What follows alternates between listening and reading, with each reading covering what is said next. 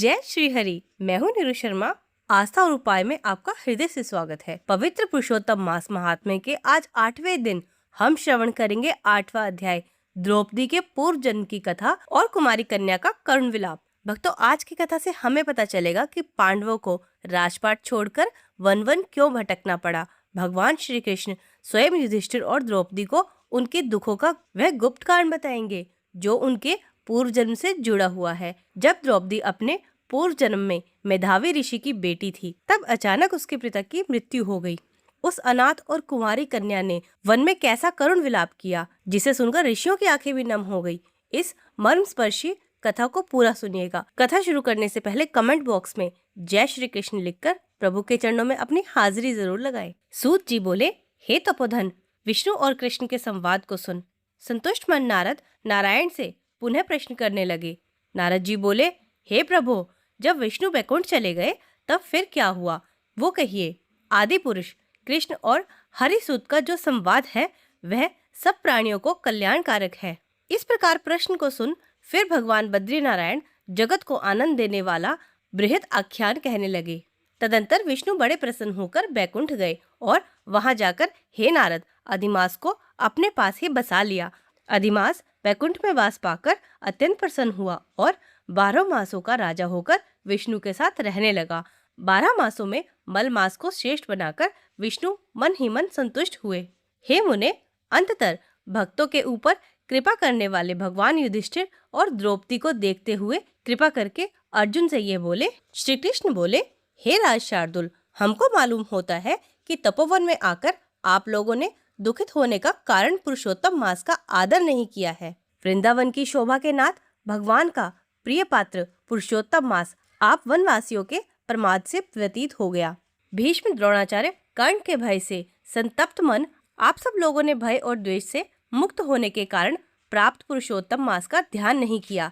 कृष्ण द्वैपायन व्यासदेव से प्राप्त विद्या के आराधन में तत्पर रणवीर अर्जुन के इंद्रकील पर्वत के चले जाने पर उसके वियोग से दुखित आप लोगों ने पुरुषोत्तम मास को नहीं जाना। अब यदि आप यह पूछे कि हम क्या करें, तो मैं यही कहूँगा कि भाग्य का अवलंबन करो। पुरुषों का जैसा अदृष्ट होता है वैसा ही सदा भासता है। भाग्य से उत्पन्न जो फल है वह अवश्य ही भोगना पड़ता है। सुख, दुख, भय, कुशलता इत्यादि भाग्यानुसार ही मनुष्यों को प्राप्त होते हैं। अतः अदृष्ट पर विश्वास रखने वाले आप लोगों को अदृष्ट पर निर्भर रहना चाहिए।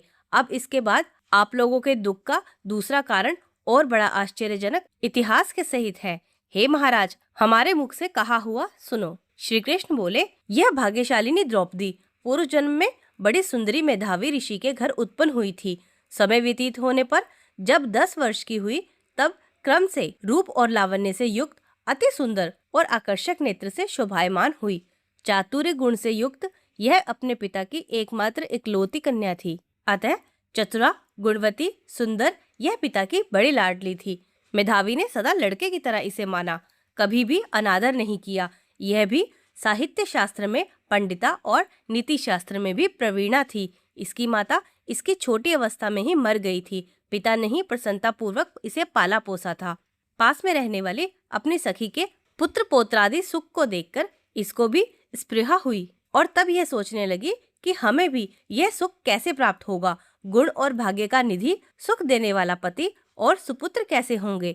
इस प्रकार मनोरथ विचारती हुई सोचने लगी कि पहले मेरा विवाह उपस्थित था, परंतु भाग्य ने बिगाड़ दिया। अब क्या करने से अथवा क्या जानने से एवं किस देवता की उपासना करने से या किस मुनि की शरण में जाने से अथवा किस तीर्थ का आश्रय करने से मेरी मनोकामना पूर्ण होगी। मेरा भाग्य कैसा सो गया कि कोई भी पति मुझको वर्ण नहीं करता। पंडित भी मेरा पिता मेरे ही दुर्भाग्य से मूर्ख हो गया है। बड़ा आश्चर्य है, विवाह का समय उपस्थित होने पर भी मेरे समान वर को पिता ने नहीं दिया। मैं अपनी सहेलियों के बीच में प्रमुख हूँ, परंतु कुमारी होने के कारण पति दुख से पीड़ित हूँ। जैसे मेरी सखियां पति सुख को भोगने वाली हैं, वैसे मैं नहीं हूँ। मेरी भाग्यवती माता क्यों पहले मर गई। इस प्रकार चिंता से व्याकुल कन्या मनोरथ रूप समुद्र के मनोहर रूप जल में निमग्न हो शोक लहरों से पीड़ित हो गई।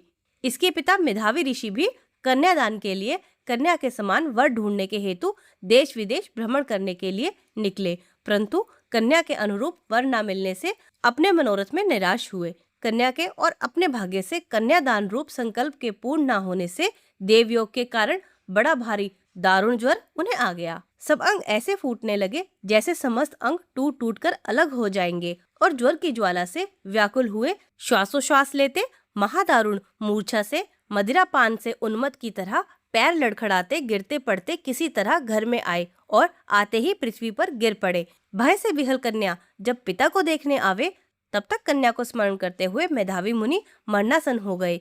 भाग्य के फलस्वरूप बल से एकाएक कांपने लगे और कन्यादान प्रसंग से उठा हुआ जो महोत्सव था वह जाता रहा। तदंतर पहले किए हुए गृहस्थाश्रम धर्म के परिश्रम के प्रभाव से संसार वासना को त्याग कर भगवान में चित्त को लगाते भय उस मेधावी ऋषि ने शीघ्र ही नील कमल के समान श्याम त्रिवल्ली से सुंदर आकृति वाले श्री पुरुषोत्तम हरि का स्मरण किया। हे रास के स्वामी, हे राधा रमण, हे प्रचंड भुजदंड से दूर से ही देवताओं के शत्रु दैत्य को मारने वाले, हे अति उग्र दावानल को पान करने वाले, हे कुमारी गोपियों के उतरे हुए वस्त्रों को हरण करने वाले, हे कृष्ण, हे गोविंद, हरे मुरारी, हे राधेश, हे दामोदर, हे दीनानाथ, मुझ संसार में निमग्न की रक्षा कीजिए। इंद्रियों के ईश्वर आपको प्रणाम है।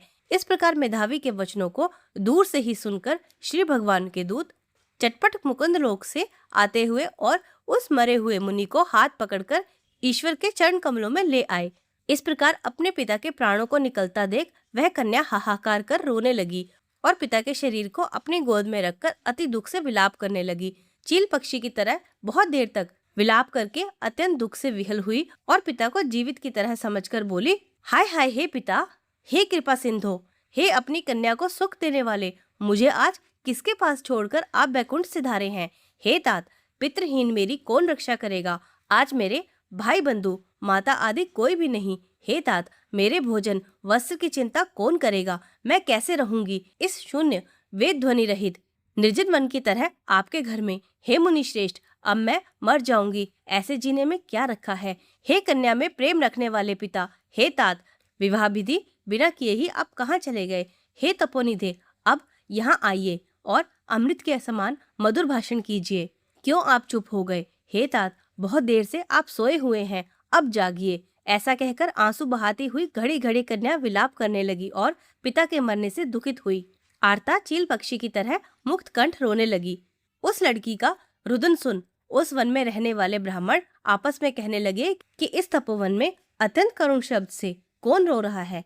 ऐसा कहकर सब तपस्वी चुप होकर यह मेधावी ऋषि की कन्या का शब्द है ऐसा निश्चय कर घबराए हुए हाहाकार करते मेधावी के घर आए और वहां आकर सबने कन्या के गोद में मरे हुए मेधावी ऋषि को देखा और देखकर उस वन में रहने वाले सब मुनि भी रोने लगे और कन्या की गोद से शव को लेकर शिव मंदिर के पास शमशान पर गए। वहां काष्ठ की चिता लगाकर विधि से अंत्येष्टि कर्म कर उसका दाह किया। दाह के अंततर कन्या को समझाकर सब ऋषि अपने अपने आश्रम गए। इधर कन्या भी धैर्य धारण कर यथाशक्ति क्रिया के लिए द्रव्य खर्चती हुई। इस प्रकार पिता की मरण क्रिया को करके कन्या इसी तपोवन में निवास करने लगी और पिता के मन रूप दुखाग्नि से जली हुई रंभा की तरह व्यथित होती हुई एवं बछड़े के मर जाने से जैसे गाय चिल्लाती है और खाती भी नहीं दुर्लभ हो जाती है, वैसे ही यह बाला भी दुखित। इति 8वां अध्याय संपूर्ण। ना कोई भाई है, ना कोई माता, ना कोई सहारा। अब इस अनाथ कन्या का इस निर्जन वन में क्या होगा। वह अपनी रक्षा और पति की कामना के लिए किस देवता की शरण में जाएगी। और सबसे बड़ा रहस्य, उसने ऐसी क्या भूल की थी जिसके कारण अगले जन्म में द्रौपदी बनकर इतना कष्ट उठाना पड़ा। ये सब हम जानेंगे कल के 9वें अध्याय में। कल की कथा बहुत ही महत्वपूर्ण है, इसलिए उसे मिस मत कीजिएगा। अगर आज द्रौपदी के पूर्व जन्म की यह भावुक कथा आपके दिल को छू गई हो तो वीडियो को एक लाइक जरूर कीजिएगा। अपने परिवार और मित्रों के साथ ज्यादा से ज्यादा शेयर कीजिएगा ताकि उन्हें भी इस पावन महात्म्य का फल मिल सके। चैनल पर नए हैं तो चैनल को सब्सक्राइब जरूर कर दे, बेल आइकन प्रेस कर दे। कल ठीक इसी समय पर हम मिलेंगे। प्रेम से बोलिए जय श्री राधे कृष्ण।